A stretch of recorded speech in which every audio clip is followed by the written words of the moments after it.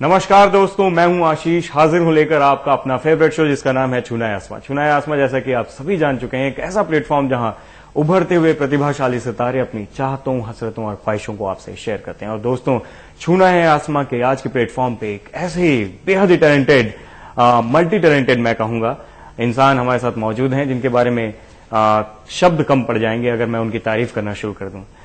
आमतौर पर 4 साल की उम्र में जब बच्चे खिलौनों से खेला करते थे तो वो हारमोनिका प्ले करना शुरू कर चुके थे और लगभग हर साल उन्होंने अपनी म्यूजिकल जर्नी में एक एक करके 33 के आसपास म्यूजिकल इंस्ट्रूमेंट जोड़ चुके हैं। और अगर उनकी फिल्मी जर्नी की बात करें तो काबुल एक्सप्रेस से लेकर मॉनसून शूटआउट तक एक से बढ़कर एक उन्होंने म्यूजिक दिया है। हम बात कर रहे हैं multi talented composer, singer, arranger, lyricist Raghav सच्चे।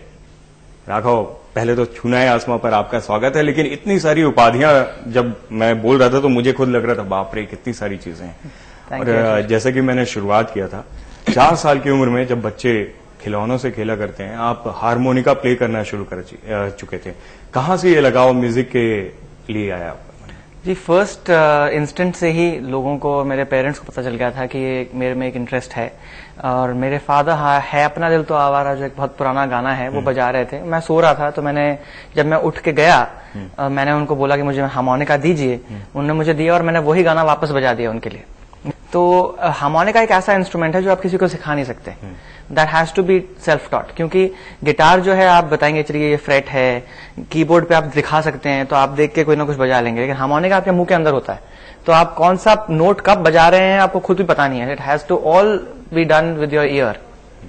तो जब ये हुआ तो हर एक, मेरे उनसे एक डील हुआ डैड से कि हर एक बर्थडे पे मुझे एक नया म्यूजिकल इंस्ट्रूमेंट वो गिफ्ट देंगे और मैं उनसे पूरे साल कुछ मांगूंगा नहीं। बचपन का ऐसा कोई गाना जो आज भी गुनगुनाते हूँ, काफी पसंद हो गाना? है अपना दिल तो आवारा, न जाने किस पे आएगा। है अपना दिल तो आवारा, न जाने किस पे आएगा। हसीनों ने बुलाया, गले से भी लगाया, बहुत समझाया यही न समझा। बहुत भोला है बेचारा, न जाने किस पे आएगा। है अपना दिल तो आवारा, न जाने किस पे आएगा। और इस बीच में आपको कई सारे फेस्ट में best drummer, best keyboard player, इन सारे अवार्ड से नवाजा जा चुका था जी। इतनी कम उम्र में इतनी सारी उपलब्धियां हासिल कर रहे थे, कैसा लग रहा था?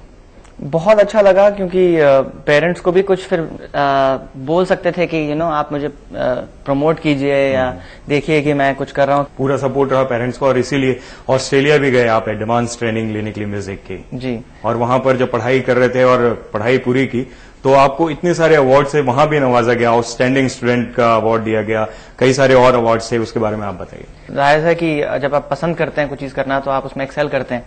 So I excelled in all 3 years. I came first literally in all the entire. Topper थे आप? टॉपर था मैं पूरे 3 साल। और second year of my education they took me as a one man band, जिसके साथ मैं जाके रिप्रेजेंट करके आया मोनाश यूनिवर्सिटी को इंटरनेशनली, साउथ ईस्ट एशिया में, इटली, ग्रीस, कई सारे, पूरा वर्ल्ड टूर था। जी, वर्ल्ड टूर था। और इस बीच आपने कई सारे कॉन्सर्ट्स भी किए, कई सारे सिंगर्स और म्यूजिशियंस के साथ कोलैबोरेट करके कई आपके एल्बम्स भी आए। हाँ, उसके बारे में कुछ बताइए। जी, मेरा स्टार्ट जो था, I used to do a lot of ads Delhi में, जब before I went to Australia. तो मैं सारे जिंगल्स करता था, शांतनु मोहित्रा के साथ बहुत काम किया, प्रदीप सरकार के साथ। तो जब मैं ऑस्ट्रेलिया में पढ़ाई कर रहा था, I used to come back very often to India. 2009 में मैंने अपना एक म्यूजिक लेबल फॉर्म किया, खुद का, राघव सच्चर म्यूजिक फॉर्म किया, जिसके साथ मैंने इंस्टेड ऑफ डूइंग एल्बम्स और 10-10 गाने एक एल्बम में, मैंने सिंगल्स शुरू किए करना। कोई तो बताए, कहता ही जाए दिल की जुबान। हाय, कोई तो बताए, कहता ही जाए दिल की जुबान। हाँ, मेरी दिलरुबा सुनिए ना मेरी दास्तां। मेरी जान जान सदा। अभी रिसेंटली मैंने एक प्रोडक्शन कंपनी भी लॉन्च करी है इसी साल, कॉल राघव सचा प्रोडक्शंस, जो डिफरेंट फिल्म्स में भी प्रोड्यूस करने वाला हूं मैं, और एक पंजाबी फिल्म का प्रोजेक्ट ऑलरेडी शुरू है। म्यूजिक के अलावा फिल्म प्रोडक्शंस और कई सारी चीजें, मतलब ये सब कुछ इंटरकनेक्टेड ही है। अगर मतलब जो क्रिएटिव आदमी है वो इन सब चीजों के अंदर घुस जाता है धीरे धीरे करके। जैसे मैं कभी सिंगर नहीं था, तो मैंने काबुल फिजा जब बनाया था तो मैंने खाली ऐसे ही डमी गा के दे दिया था आदि को बोला था मैंने, I will get somebody else to sing it. He said I really like your voice, आप क्यों नहीं गाते? तो तब से एक ठप्पा लग गया कि मैं सिंगर भी हूँ। ये सफर ये इम्तिहान,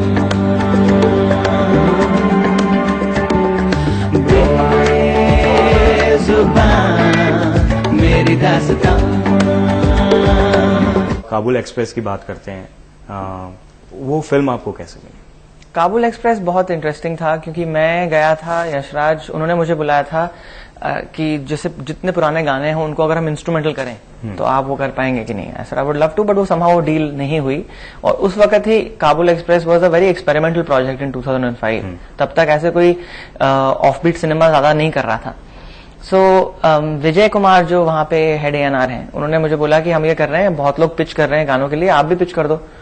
तो उन्होंने मुझे एक स्मॉल क्लिपिंग दिखाई इंटरनेट पे, काबुल एक्सप्रेस के अरशद हैं, जॉन हैं, और मैं घर जाके मैंने इमीडिएटली गाना जैसे मैंने वो बनाया, ये सफर ये इम्तिहान, बेजुबान मेरी दास्तां, जीने का ये है फलसफा, गम में भी खुशियों की सदा है यहाँ। जाने खुदा न जाने खुदा, ये जो हुआ क्या जाने खुदा, कोई सी है यहाँ सबकी दुआ, काबुल फिजा ये है काबुल फिजा। इस बीच में नेशनल ज्योग्राफिक चैनल के TV series my brilliant brain के जरिए आपको बॉर्न जीनियस की उपाधि भी दी गई, उसके बारे में कुछ बताइए। बहुत I am very grateful to them for considering me. They came and they asked me my entire journey, और वो उन्होंने ये डिसाइड किया that they are portraying me from, जहां इंडिया से 4 लोग उन्होंने सिलेक्ट किए थे, इनमें से मैं एक था। And they portrayed me as a born genius because मैं स्टार्टिंग से ही एज अ सेड एक इनबॉर्न टैलेंट था म्यूजिक की तरफ, जो हार्मोनिका से पहली बार पेरेंट्स ने देखा। उसके बाद just the art of picking up any instrument, क्योंकि मैं कोई भी इंस्ट्रूमेंट देखूं, मैं उसको देखने लग जाऊं, उसको समझने लग जाऊं, then I have a capability of picking it up very quickly. तो ये एक तरफ से एक तरीके से उन्होंने एक जीनियस पॉइंट ऑफ व्यू से पोर्ट्रे किया। कैसे कर लेते हैं इतनी सारी चीजें मैनेज? और अगर किसी को देखते हैं 1-2 चीजें किसी के अंदर बहुत ज्यादा, अगर टैलेंट की बात करें, होती हैं तो जमीन से थोड़ा ऊपर उठने लगते हैं, आप कैसे अपने आप को जमीन पे चिपकाए रखते हैं? मैं हमेशा ये जानता हूं कि मेरे साथ एपिसोड हो चुके हैं जब मैं जमीन से उठ के आया हूं, होता ही है सबके साथ। It's good that it's happened at a younger age, क्योंकि वो जब आप बड़े हो जाते हैं और तब होता है तो अनफॉर्चुनेटली उसको संभालने में फिर उतनी ही ईगो और लगती है और उतना ही सेल्फ कंट्रोल और लगता है। एक इंसिडेंट हुआ था मेरे साथ जब मैं कंटिन्यूसली 4 साल से गोल्ड मेडल जीत रहा था एक पर्टिकुलर परफॉर्मेंस में। जब 5वें साल मैंने परफॉर्मेंस करने गया तो मैंने पूरे साल उसके पहले प्रैक्टिस नहीं करी, कुछ ध्यान नहीं दिया कि मैं जीतूंगा ही, तो ऑब्वियस है मैं जीतूंगा, 4 साल से जीत रहा हूं और कौन आएगा। तो एक ओवर कॉन्फिडेंस सा आ गया था। I think must been about 12-13 years old और समथिंग लाइक दैट। एंड जैसे ही उन्होंने बोला and the gold medal goes to, मैं खड़ा होकर चलने लग गया स्टेज की तरफ, तो और किसी और का नाम लिया उन्होंने। So that hit me so badly कि उसके बाद से मैंने कॉम्पिटिशन्स तो बंद किए जो अटेंड करने हैं उसके बाद 2 साल, but I really got very deeply engrossed into practising and rehearsals.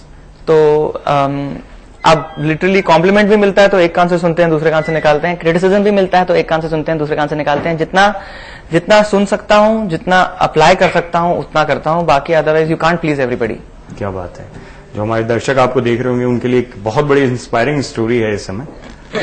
काफी इंटरेस्टिंग बातें हो रही हैं। यहाँ पर कोई और एक आपका पसंदीदा गाना सुनना चाहेंगे, कौन सा? जी मैंने एक एल्बम की थी 24 कैरेट के बाद में, कॉल्ड प्ले इट लाउड, उस एल्बम का एक गाना है जिसमें 2-3 different styles of music describe किए थे कि कैसे आजकल के जमाने में आप इंग्लिश ज्यादा सुनते हैं हिंदी गानों में, और कैसे 70s में एक बहुत इंटरेस्टिंग तरीका था गाने का, फूलों का हो समा, खुशबुओं की फिजा, ऐसे करके लिरिक्स होते थे और ऐसे करके गाने होते थे। और कैसे 50s में लिरिक्स का एक मेरे की जगह मोरा बोलते थे, उस तरीके से। तो एक हाँ देसी बन जाता था, तो थोड़ा नेजल होता था। तो वो एक गाना मैंने किया था, मुझे बहुत पसंद है। और वो लिटरली आपका पूरा एक जर्नी जो अभी तक चल रही है सिनेमा की और म्यूजिक की, वो बताता है। Well, I get the feeling that I'm gonna be alone, and my heart's beating in a single drum. जैसे फूलों का हो समा, खुशबुओं की फिजा, मेरे दिल की है ये सदा करीब आजा। Whoa, whoa, whoa, I gotta wanna be with you. Whoa, whoa, whoa, you gotta feel the feeling too. दिल है ये दिल की बोली क्या कहे, अखियों के तीरों से सजना मोरा क्यों डरे। दिल है ये दिल की बोली क्या कहे, अखियों के तीरों से सजना मोरा क्यों डरे। दोस्तों, हमारी बातचीत बेहद ही talented music director, singer, lyricist, arranger Raghav Sachar से छूना है आसमां पर जारी रहेगी। आप कहीं मत जाइएगा।